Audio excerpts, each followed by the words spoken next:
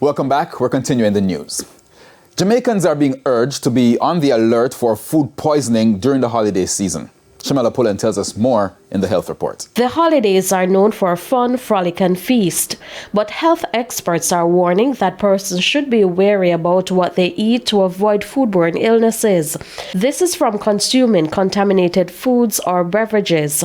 For example, in Jamaica, we know that chicken is typically infected with salmonella. It's a germ that's in their gut, and so eggs can be contaminated with salmonella on the outside, and raw chicken can have salmonella in it.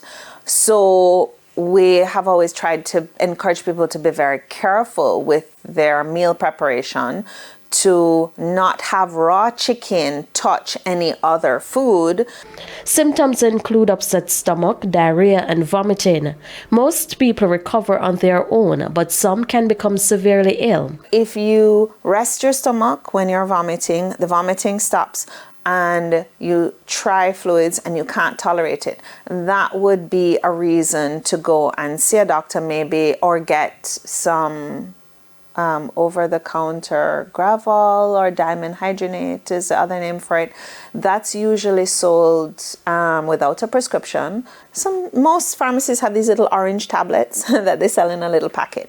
And you could crush that, put it under your tongue, allow it to absorb, and then in half an hour you might be able to drink again. And keeping hydrated is very critical. And for persons with diarrhea, keep up with the fluids, and it's good to have a little more balanced fluid like coconut water that has some electrolytes in it, or Pedialyte or Gatorade, but not too heavy on the Gatorade, especially for vomiting.